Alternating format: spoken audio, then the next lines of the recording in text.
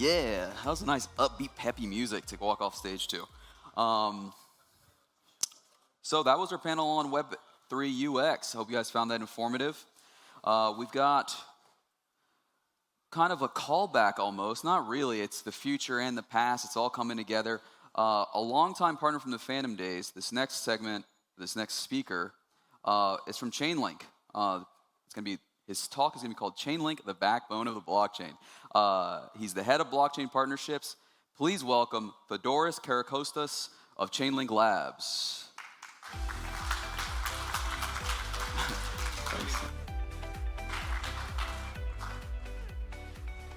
Hey everyone, it feels really great to be here. I don't know about you, but I feel like the Sonic team the last couple of days has been crushing it. The organization of the event, everything, the speakers has been insane. So massive kudos to the team. Yeah, please. And a personal thank you as well for the invitation. Thank you for having me as well. I want to spend the time here to talk about Chainlink, not only what we have done in the past. We can speak what is available now at Sonic, but I also want to paint a picture of what's coming up in Chainlink so that you know what to expect in the future and what we've been working on, in parallel with providing products and services to the existing ecosystem on how we can help the market and the whole ecosystem grow. So bear with me, it's going to be a lot. As everyone knows, Chainlink started with having the data feeds as one of the products. It really powered DeFi. From then on, Chainlink evolved to becoming a complete platform to service all Web3 needs. We have three main buckets. We have the data bucket, we have the cross-chain bucket, and we have the compute bucket. In the data bucket, we have three separate products. The feeds, the Chainlink data feeds that everyone knows, it's the push model, the Chainlink data streams, the pull model that services perpdexes and protocols that care more about price action accuracy. And we also have proof of reserve, a product that becomes more and more relevant as there are more RWAs coming on chain that need to validate their off-chain backing. Then on the cross-chain side, we have CCIP, the cross-chain interoperability protocol. We will touch more about this during the presentation. And on the last bucket of the compute, we have three main products, VRF, the RNG solution that we power through the Chainlink network, automation to help automate cron jobs or other type of mundane and kind of like repetitive tasks, and functions. A serverless effectively solution that helps smart contract developers fetch data from any API of chain that they have access to. All of this is powered by the Chainlink network. The Chainlink network is a big number of high-profile enterprise Web3 native node operators. You can see some logos here, T-Systems, Swisscom, Blockdaemon, Infura, etc. This is effectively the backbone of what the Chainlink network offers. All the services that we have are powered from these node operators that guarantee the decentralization and the reliability of the solution. Now, that translates to, over the years, having proven our reliability, having proven our security, and being the only Oracle that's battle-tested enough over the many years at unmatched scale for all the services that we offer. We've effectively enabled more than 20 trillion in transactions in DeFi over the years. And we've delivered more than 17 billion data points on chain. All of that translates to us powering the biggest protocols in the space. Aave, Compound, GMX, from multiple different products. Now let's jump into the first bucket, data products. In terms of adoption, Chainlink is the #1 Oracle in securing TVS from any general purpose Oracle solution. It powers Aave, Spark, GMX, Jupyter, Camino, you name it. Now, why is that the case, is the main question. What is the main value prop of Chainlink? It all comes down to the architecture of both data solutions that we have. I'm going to use this slide to focus more on how we go about data, and then I'm going to go into the delivery mechanisms, because that's where they differ. How we go about data has to do with what we call 3 layers of aggregation. we need to ensure that our data sources are reliable and offer a market-wide view. That's why we work with high-quality, premium, paid data providers, data aggregators, that connect to all exchanges on the centralized exchanges or a DEX to bring all the necessary data in and create the most accurate market price view of any asset. Now, the Chainlink network that we have connects with a different set of data providers. Each node operator samples from a different set of data providers. And from that set, they select the median. That means that we have effectively now removed any risk from one data provider impacting the entire set as we gather data. The same thing happens as the data providers collect from exchanges. By having inputs from all exchanges, they effectively guarantee that one exchange will not be able to impact the entire price as the end result. These were stage 1 and stage 2 of aggregation. Now, stage 3 comes within the Chainlink network, the node operators. Once they have all come down to a conclusion by themselves, by the sampling that they've done, on what the right data price is, they communicate with each other to come to consensus, again, on the median between them. And once that is decided, they're creating a report that says, here is the median between our solutions, and here is the proof of that. Here is all the samples that we did, here is our individual kind of answer, and they can make that available to protocols. Now, that's on the data generation event. That's what guarantees high-quality data. Now we need to touch on delivery. Data feeds, the push model, is the one that have been used for over 5 years in production without any downtime, any incidents, nothing. It is the most reliable solution that you can find. We've covered what happens up until this point. I don't know if you can see my laser, up until the data dawn. The process that I described covers up until that point. Now, for the push model, the data dawn takes also the responsibility of updating what we call the reference contract on chain to ensure that at any point in time, the price on chain is within a certain range from the market price at the time. So it guarantees that no matter what, protocols will have access to a price on chain. That is extremely beneficial for lending markets because they can have always a good way to assess collateral without having any issues at times of high gas price or what you name it. Now, for data streams, the second data product, we adopted a different delivery mechanism. Now we're optimizing for price action. We're optimizing for sub-second latency. Once the data aggregation has happened in the data dawn, all the reports are now stored and offered in a different network of the chain, in a different network in the Chainlink network. From there, protocols can now make requests at the time of a trade to fetch that report and bring it on chain. That guarantees that you will get the most accurate price, which is extremely beneficial for perplexes. This is the solution GMX is using, for example. And from then, once on chain, they need to verify using one of our contracts to ensure that the source of the data is, in fact, the Chainlink network. Both of those solutions are available on Sonic. The team has done a great job in ensuring that you have whatever you need from a data side to service your use case depending on what you're building. If you have any questions, if you need any data feed, please reach out. Happy to provide it. We've done a lot of work in ensuring that we can even deliver ecosystem-specific assets. That's why we're also very fast to deliver the stake as feed on Sonic, which is one of the biggest requests that we received specific to the ecosystem. Now let's talk CCIP, let's talk interoperability. I'm pretty sure everyone in this room has a very good sense of why bridging and secure bridging is important. There are over 2.8 billion lost in cross-chain exploits. Any ecosystem needs to ensure that their protocols, their users have access to secure bridging to come and go without exposing to risks that come with the solution. We've seen it time and time again. And we're seeing different variations of what security is when it comes to cross-chain bridging.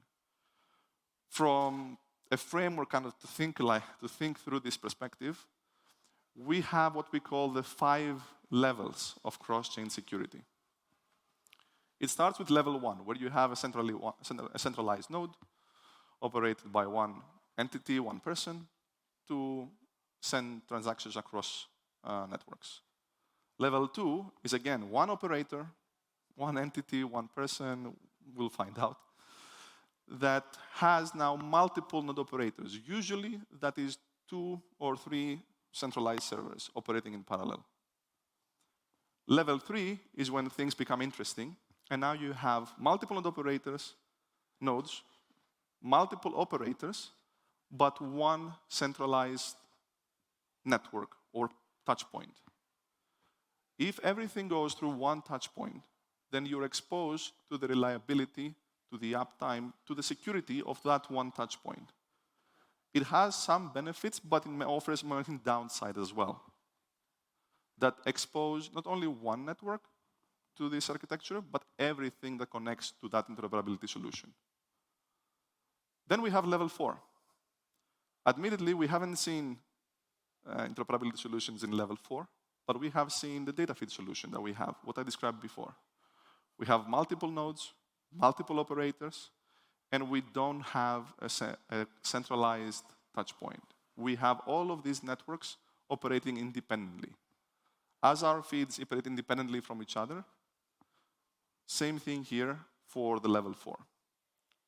For CCIP, though, we took it one step further, given the criticality of the use case.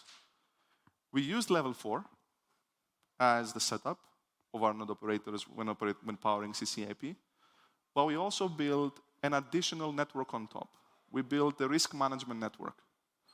Now we have multiple networks operating in parallel for interoperability, and we also have a separate network that has nothing to do at any point of the stack with the other two, that checks whether the transfer, the cross-chain messaging, operates as it's supposed to. Effectively, what you have is the committing DON and the executing DON operating CCIP messages, and you have the risk management DON checking what are the inputs that were received from CCIP and what were the output that was provided.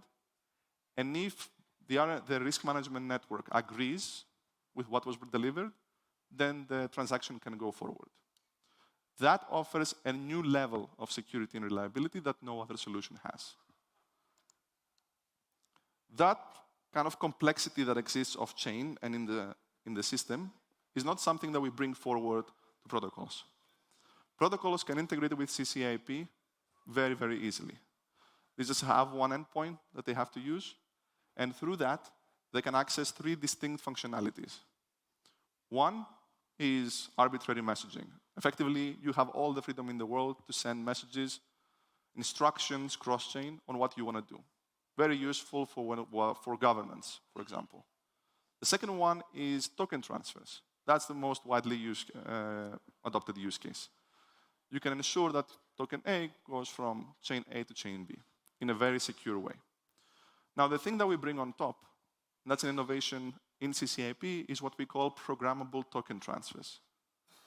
Now, with one transaction, in the same kind of setup, you can ensure that your tokens are transferred in the most secure way, with rate limits, all of the bells and whistles that we have on token transfers, but at the same time, they come with a set of instructions for what needs to happen with those tokens on the destination chain.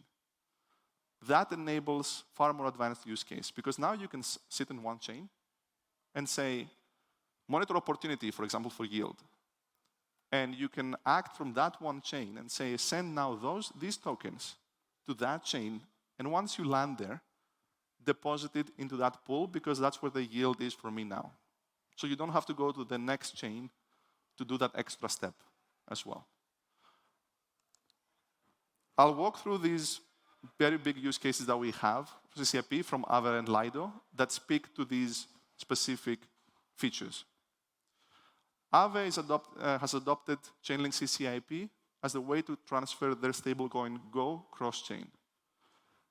Aave did that because CCIP relies on the same high security and reliability infrastructure that's powering their markets for data feeds.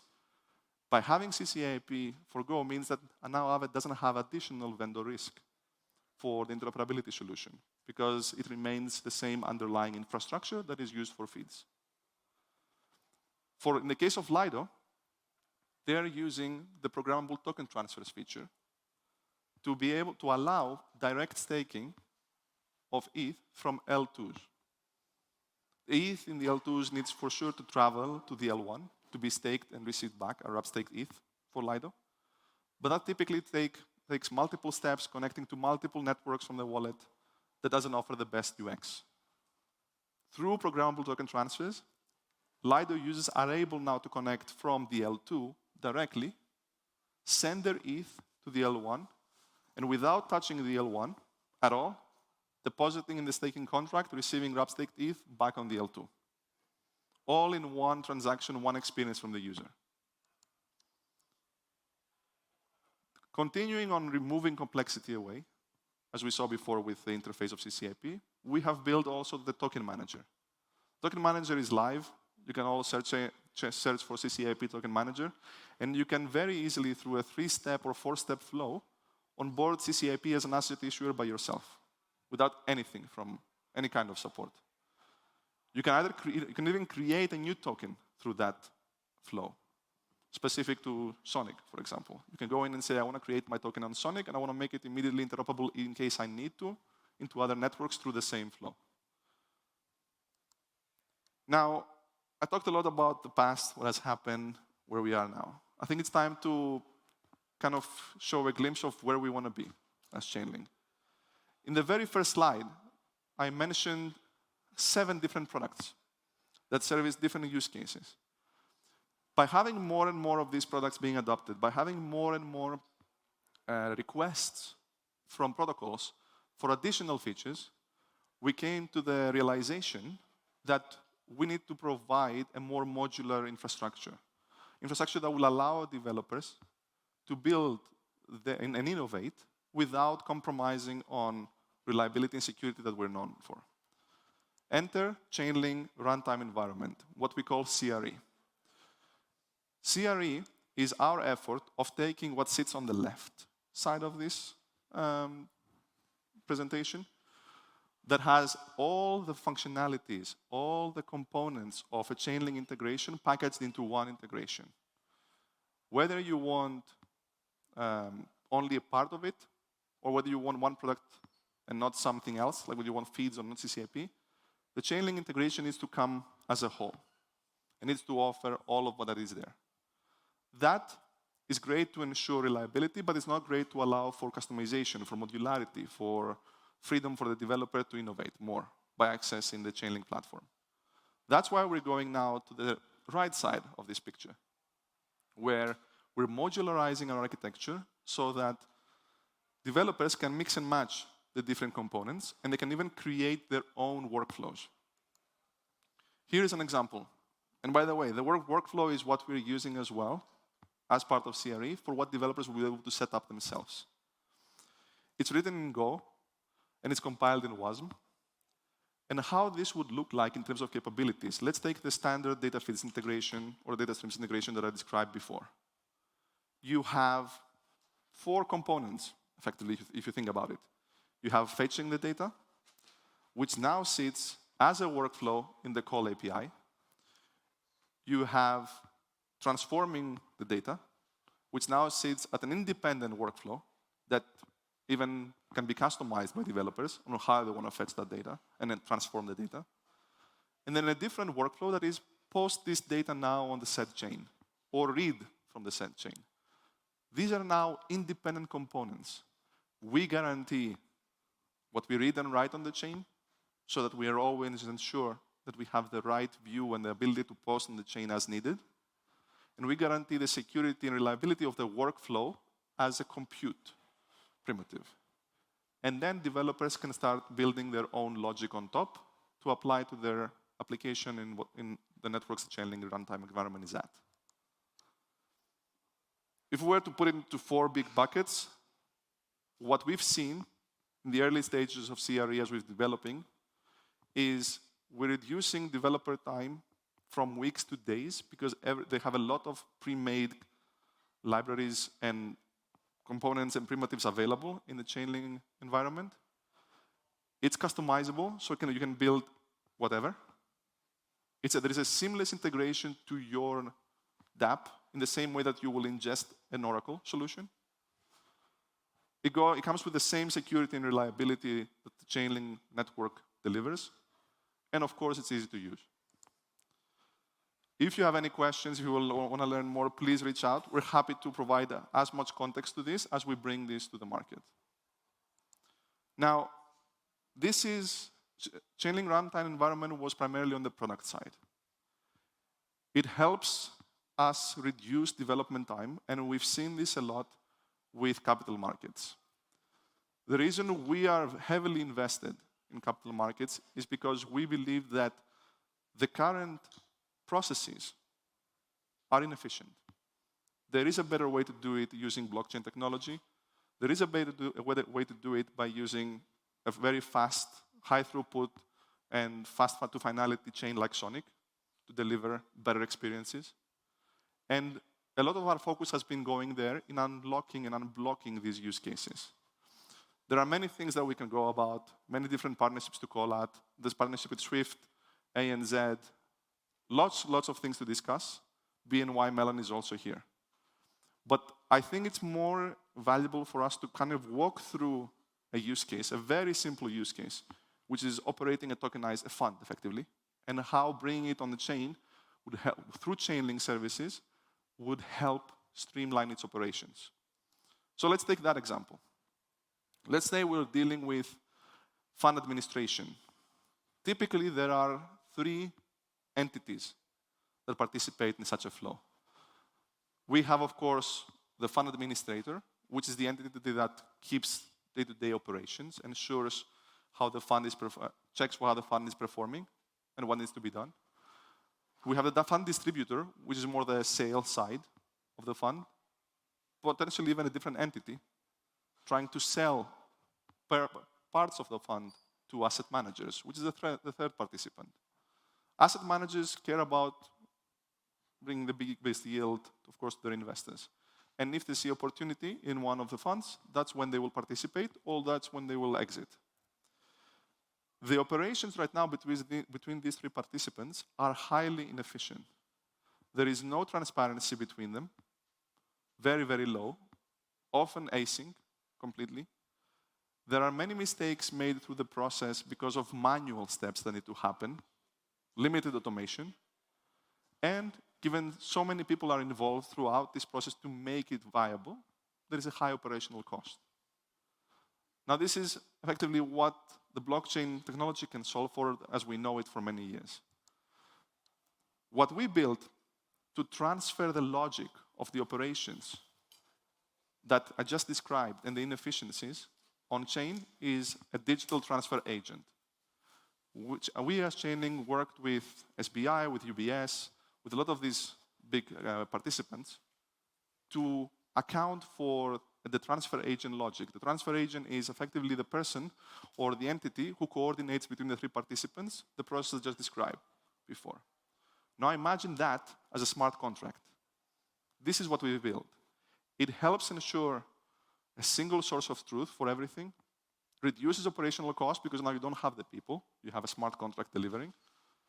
You have automated processes that I will go through on how they're operated through the Chainlink network.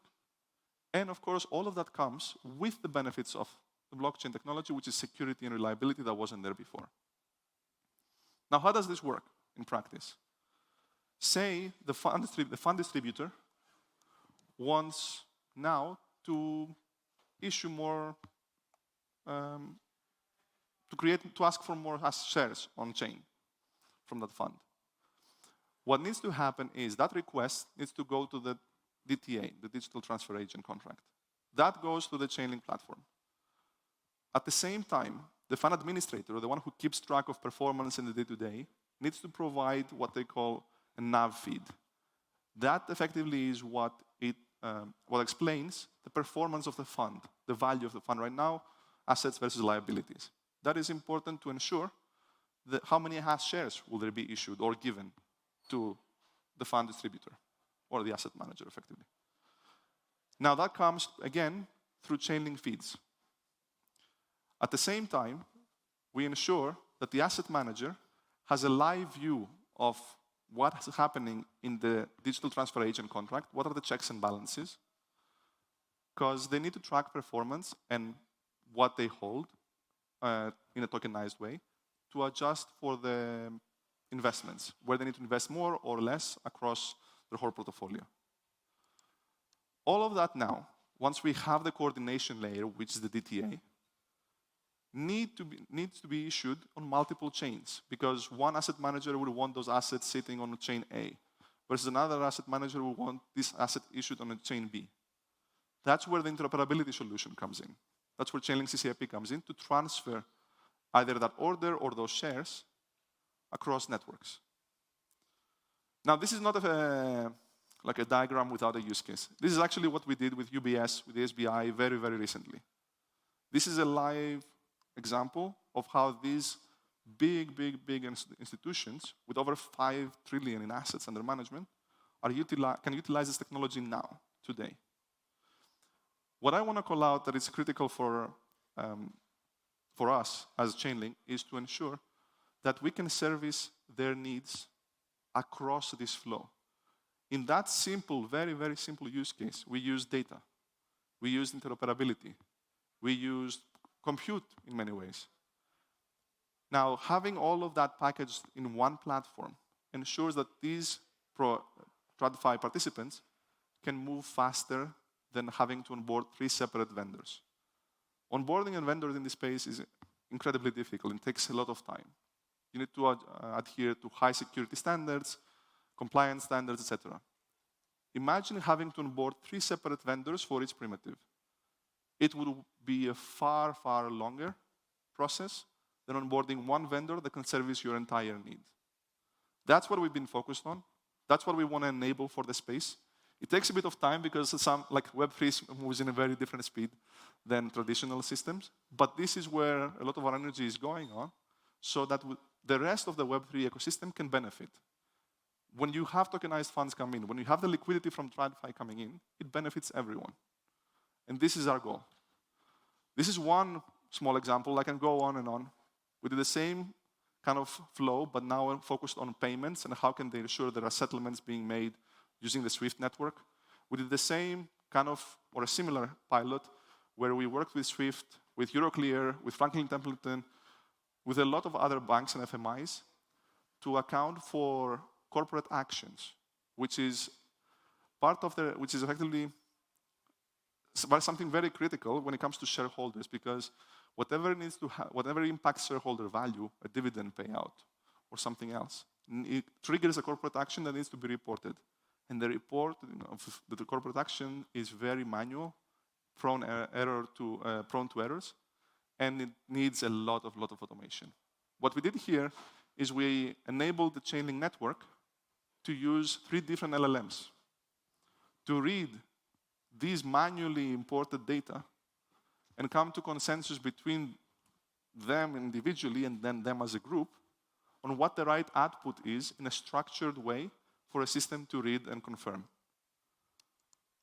Now, I threw a lot, but I wanted to give you a glimpse of what's happening in the background as we're trying to grow the space, both from a product standpoint, but also a business standpoint. So thank you very much for listening.